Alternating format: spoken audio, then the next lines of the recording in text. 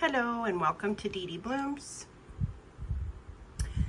This video I am going to focus on the repotting of my Holcoglossums. I have 5 Holcoglossums. Yes, 5. So I've got 1 here, 3 here, and another one. Well, this is also a Holcoglossum mix, I think, a hybrid with Renanthera. Yeah. So I got 6 Holcoglossum hybrids, and none of them are really thriving all that much. So part of the issue that's going on here, they get lots of sunlight over here, but they don't get a cool down. And I was reading a bit more about Holcoglossums, is that they're used to, in their natural environments, most of the time, maybe not all of Holcoglossums, I'm not trying to paint this with a broad stroke, but typically Holcoglossums are used to cooler nights come wintertime. And mine aren't getting that in this back grow room. I'm back here with my oncidiums and warm growing phalaenopsis and encyclias and dendrobiums, and some of my younger cattleya types are here. And so I've had these for a couple years now, and they're just not thriving, and they also keep getting very dehydrated. So I'm not keeping up on the watering. They've grown tons of roots, which are starting to, if I don't do something soon, they're just gonna desiccate and be done. And I'd rather stimulate them to maybe regrow. Each one has some root tips, so I'm just gonna go for it. As far as repotting, you know how typically you wait for root tips to be brand spanking new. Well, I'm not doing that anymore. This keeps getting so dehydrated, it can't even hold up these leaves anymore. So, so I'm doing a repotting video of all my Holcoglossums into primarily sphagnum moss and just a bit of bark with perlite mixed in. And see if they hydrate better. And I'm also going to relocate these to my front grow area, which has northern light coming in, and supplemented with grow lights. So hopefully it'll be enough light. The cool night temperatures will be seeping in there. I'll be cracking windows this weekend, although a lot of my phals are already spiking, and I haven't even cracked my front windows yet. So yeah, so I'm going to bring you along with my repotting and relocating of my Holcoglossums. So stay tuned for the next part of this video. So I figured I should introduce you a little more closely to the Holcoglossums that are suffering in my care. And I'll start here with this one, which is going to be put into this beautiful, adorable snail pot. So I'm going to repot it into this pot, and it will reside in here when I'm done. And this one is a very wispy Holcoglossum. It's just got a lot slimmer tendrils than all my other ones here. I mean, they're all kind of wispy type orchids, but this is the thinnest one, and it's got the thinnest roots. So this is, I've got to soak it. I'm not going to rip the root off of this, but this is Holcoglossum sublifolium crossed with Papilionanthe teres. So it's potted up in bark, some perlites in there. There might be a sphagnum moss plug down in there that I just haven't seen. I haven't repotted it since I bought it from the nursery, which is Sunset Valley Orchids, a couple years ago now.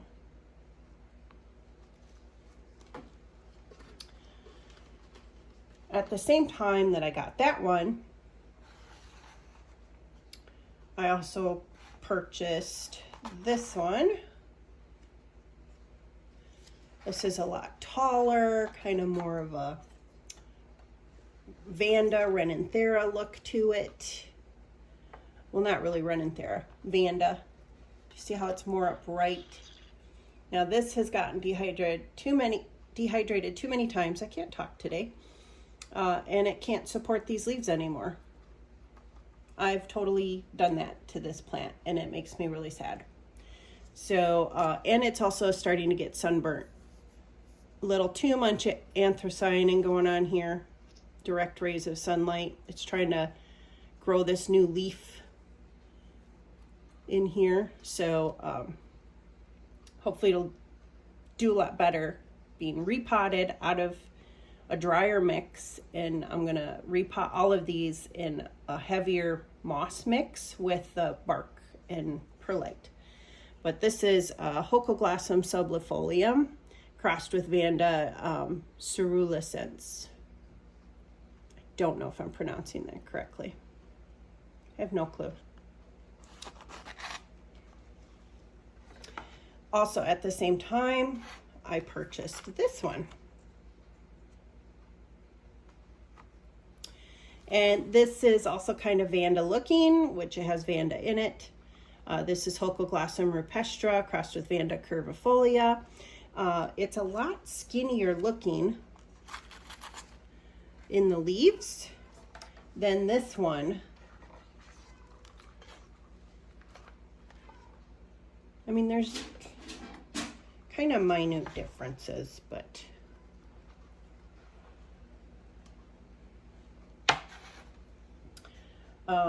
so I bought these three at the same time at Sunset Valley Orchids, and then when I went back to an open house about a year and a half later, I wanted another Holcoglossum type that they had, and this one has a bit thicker leaves. It's more of a leaning type. And it's Holcoglossum sublifolium crossed with Rhynchostylis gigantea. And anthocyanin, it's been getting pretty good direct light. And when I got this, I also ended up getting this one, which is a Renanthera Bella crossed with Holcoglossum wangii, a species.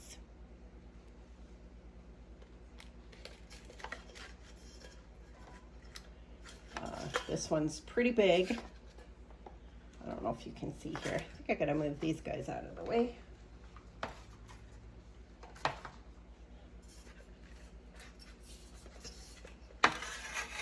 There we go. Look at those beautiful Tourette style leaves. Seem to go on forever and ever. This one is actually doing a lot better because I did repot it and I put more moss in, but it's still getting too dried up too easily. I might graduate this one to a self-watering pot. I have not decided yet, but definitely I'm not keeping up. And this one is vigorous enough, it actually is creating a whole new growth here. So I'll have 2 blooming points eventually with this one. And the flowers are beautiful. If I can find the flowers, it was in bloom when I bought it, and then it bloomed one more time for me after I bought it. I repotted it, and it hasn't done anything since then. And I think it's because it's not getting that temperature drop, and also probably suffering from too many bouts of dehydration. So what's funny though is when I got this one, which is Holcoglossum sublifolium crossed with Rhynchostylis gigantea, I didn't realize that I had the opposite cross already. This is my longest Holcoglossum type that I've had for 3 years, and it's Vanda coerulescens crossed with Holcoglossum sublifolium. So it's just opposite, or sorry, not this one, whoops. Which one? Which one? This one. Those poor depressing leaves. This one, sorry. The more upright one here. See? Isn't that funny? So I'm really interested to see how the flowers look, if they look exactly the same or not. So this is my longest owned one, and it's my biggest, and I'm in the middle of repotting it. I've already taken it out of its original pot, and this is the pot I'm going to be putting it in.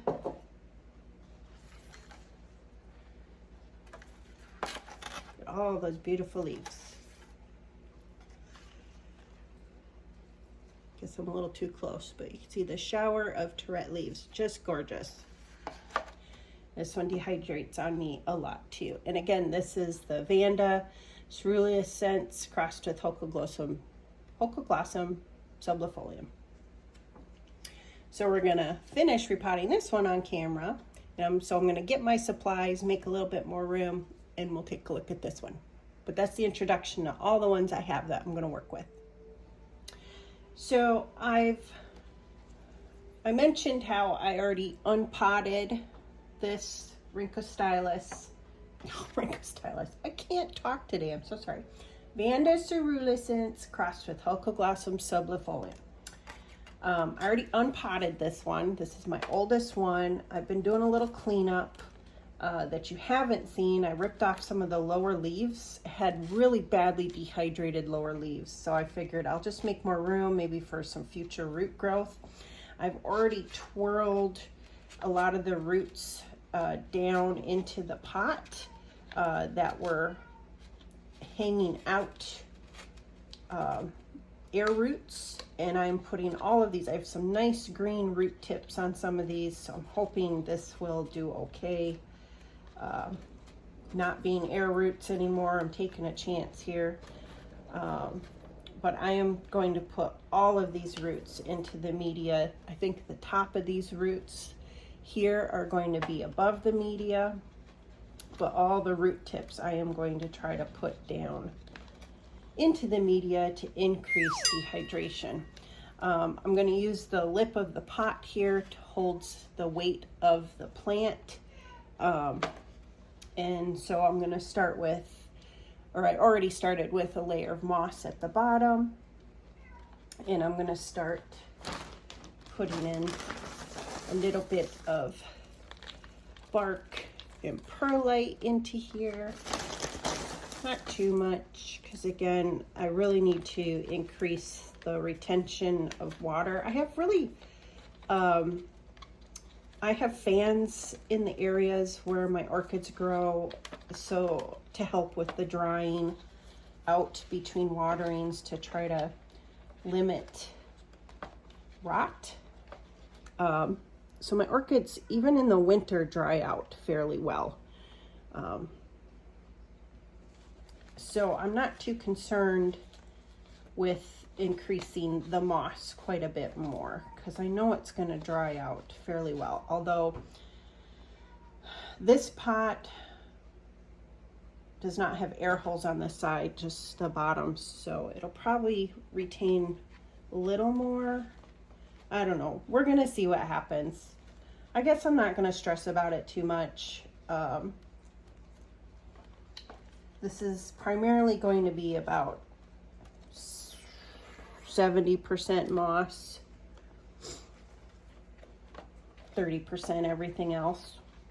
So I'm just trying to really tuck down in there.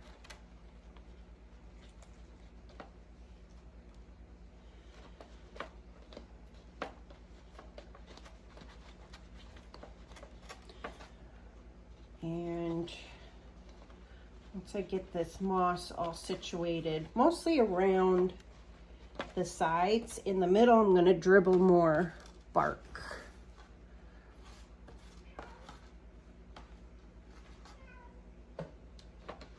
Sorry, I've got a cat meowing in the background. We had to put him in a giant kennel because he's having some health issues. and to keep him safe, he's in a kennel and he's not happy about it. So I apologize if you're hearing that in the background.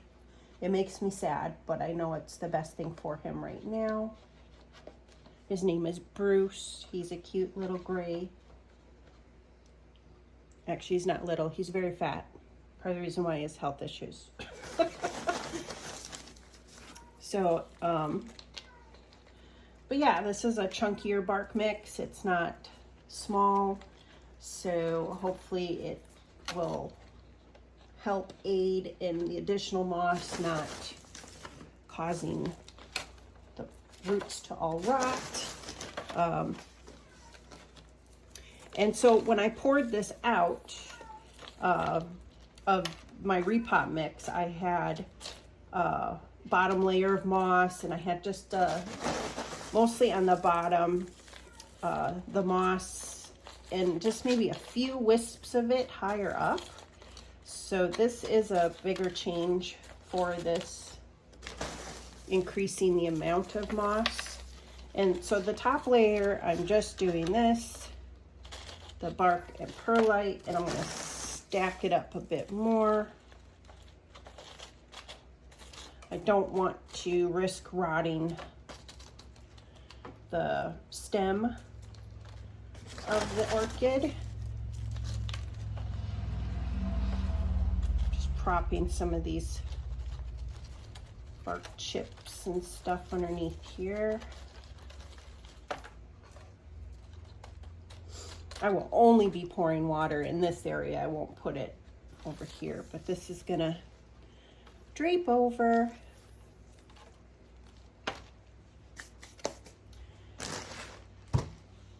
So I'm going to hold on to the orchid and do some tapping to let the bark settle in any other, oops, hopefully not pop out of the pot, but settle in any other vacancies in between the moss. This is kind of why I don't do repotting videos. I don't feel I'm very good at it. My brain just doesn't work well, because as you've seen, I've messed up on a lot of the words I'm using, and I just feel, I don't know, like I'm not very good with repotting videos. So, but one of my viewers asked if I could show repottings.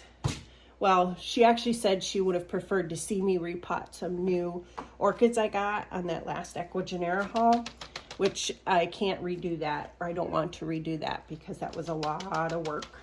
But I just mentioned that when I saw opportunities to show how I do repots, that I would look for those opportunities. And this Holcoglossum repot is been a long time coming. I've been watching these poor things suffer.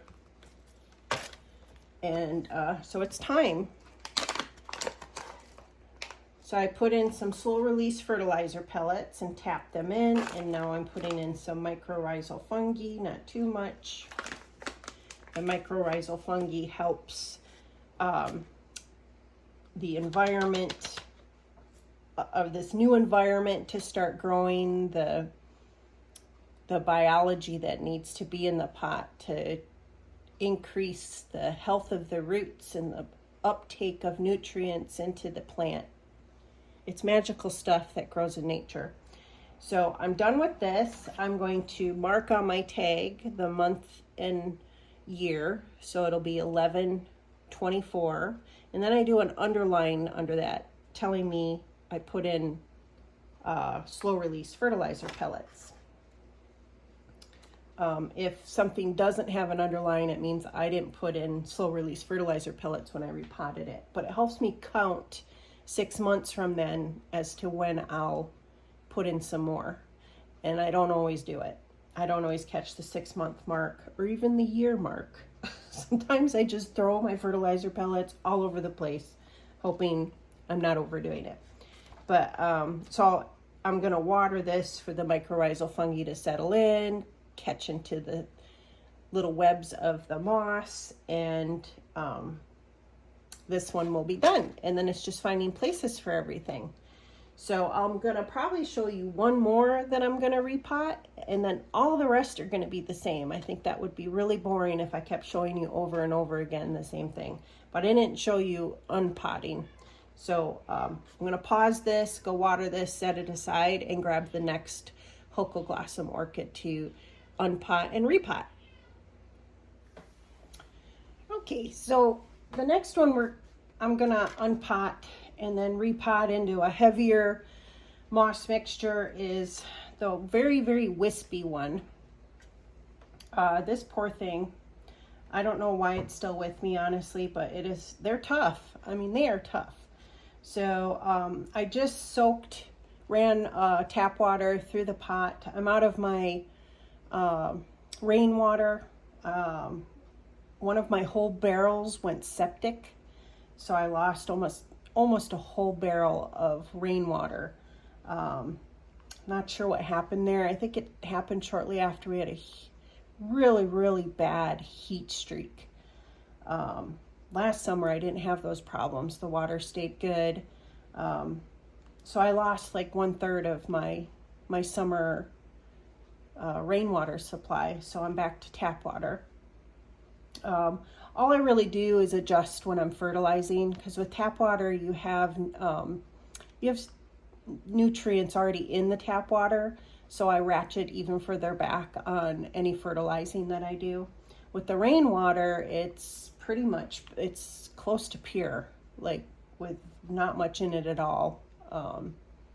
Sometimes under 50 parts per million of anything, and even way lower.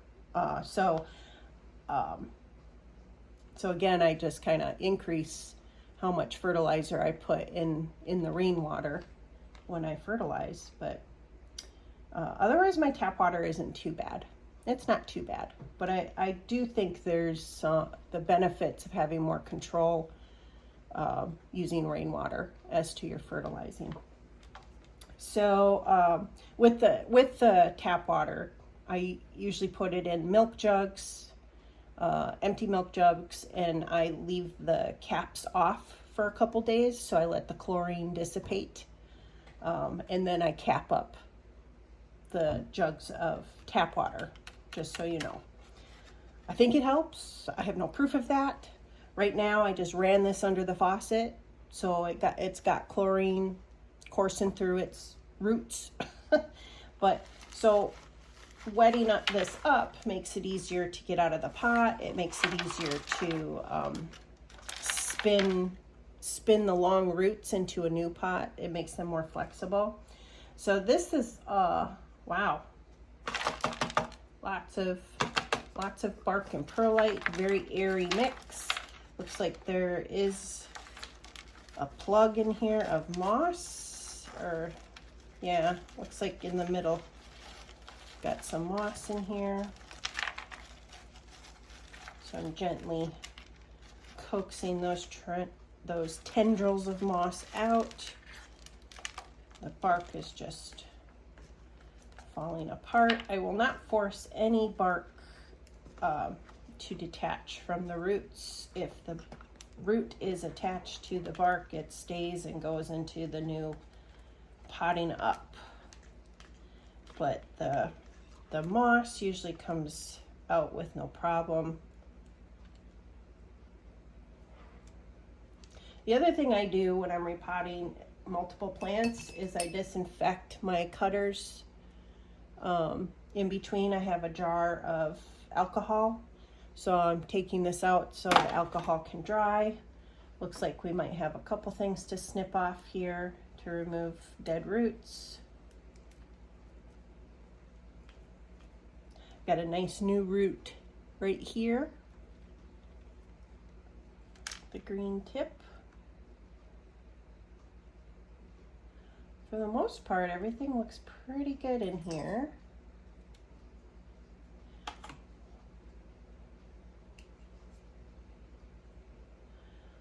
So if a part of the root is dead, I only snip into the dead part. I never snip into the green or the live root. Some of these roots aren't green, they're brown, but they're still alive. They're nice and firm. You probably can't see very well, sorry. But here's like a broken part of a root. Here, there. So I'm gonna snip just where it's broken, that brown root here.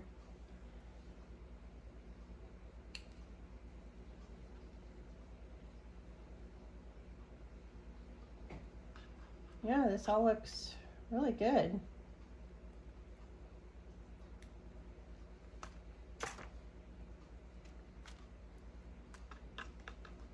And again, I'll just see if any other pieces of the bark want to break off.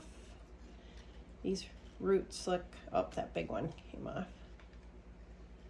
I'm not doing this very hard, just a little wiggle, wiggle, wiggle. I'd rather have more new media, but a few chunks of the old media is not going to hurt anything. So probably didn't see any of that. I think I need to move this up a little bit.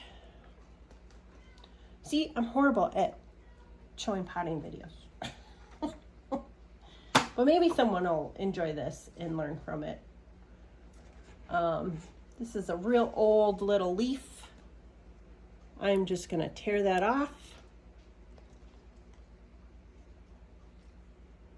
See if there's any others that just kind of seem done. Since I've got roots up here, I'm going to, this leaf is, the joint is right underneath this new root. I'm going to tear this off because I want to pot this down into the media, or these two. This like arms are sticking straight out, kind of funny. And so the next one up is a bit dehydrated, but I'm going to leave it. And yeah, so I am going to go toss all this old mix out. I just toss it out into my plant beddings and let it degrade naturally outside. So I'll be back when that's done. Okay, so I've got my moistened moss here, which it keeps soaking over here. I think this will be plenty to put in the pot with this little guy.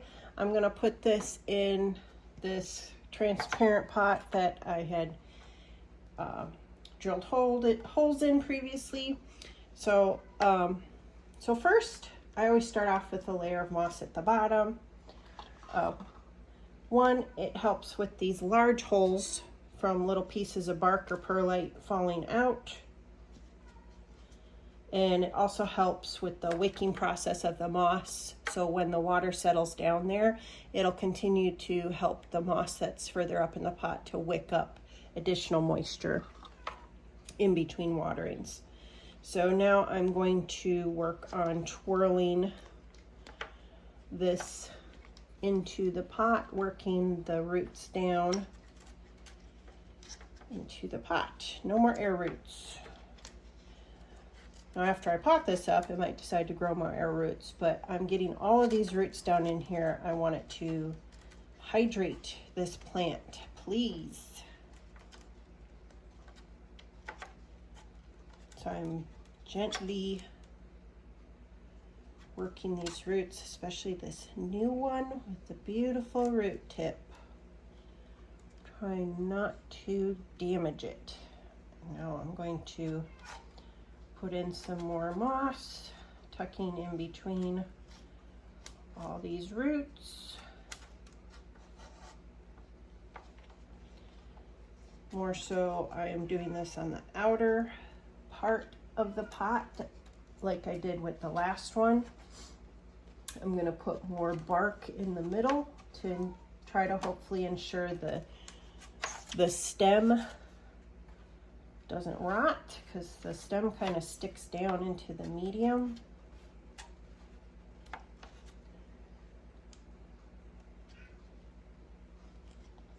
So I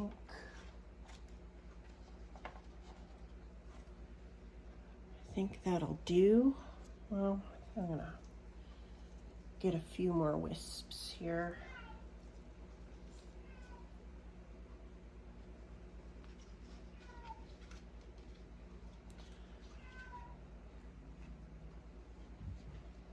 See, mostly moss.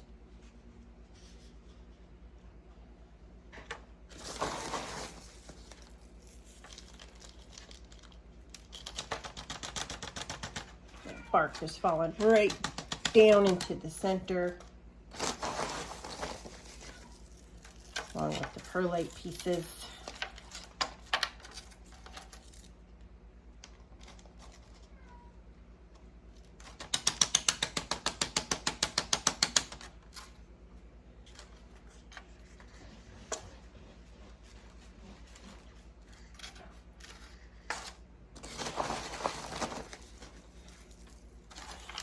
So this bag of bark is getting down to the smaller pieces, which is kind of good for this one. These roots are a lot more fine.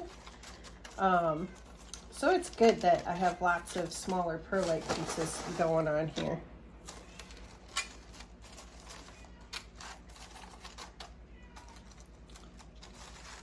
I do my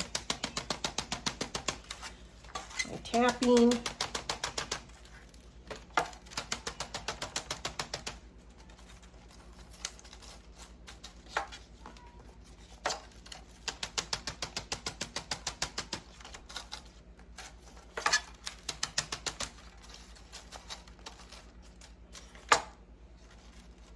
Pretty good. Just a little bit more after everything settles down. And then put this, my cutter back into there, into the alcohol. Add slow release fertilizer pellets. Just kind of toss them all over. And then tap those to sink a bit further down into the medium. My mycorrhizal fungi.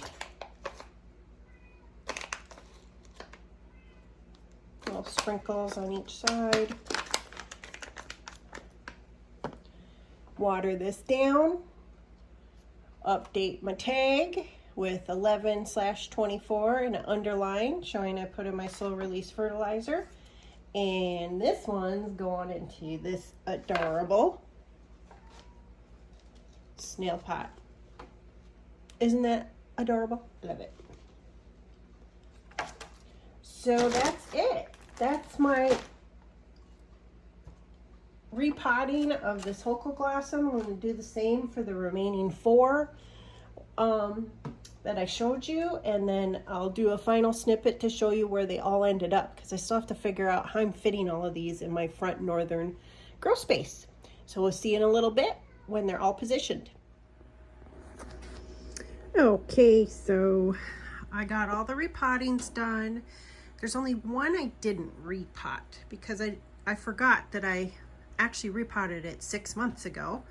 So I'm going to start with that one. It's the last one I did. It's the Renanthera Bella crossed with Holcoglossum wangii. And so I got the roots that were tendriling out, and I moistened them really well, and that made them flexible, and I wrapped them around the top of the pot, and I used moss to cover them up, and I've added bark on top of the moss. I also put in a new smattering of slow release fertilizer pellets, and I found a spot to squeeze it in here with a whole bunch of my Phalaenopsis. 3 of the repottings are up on the top shelf here. So I've got one here, and one here. Hopefully they'll like it. So that's 4. Let's see, number 5 and 6 are on this side. My oldest and biggest is, of course, in the biggest, heaviest pot. Cascading down and over, looking good. Hopefully we'll perk up some more with more consistent moisture and having more moss in the pot. And then the really small, thin, tendrily one is here in the snail pot, which is adorable. This side is closest to my collection of Schillerianas, which they're all looking fantastic since we're over here. So there we go. I got that repotting all done, and I hope this was helpful to anyone. I'm trying to be more successful with Holcoglossums, so we'll see if this change in growing environment and the repotting that I've done helps them. Hopefully I'm not hurting them, but time will tell.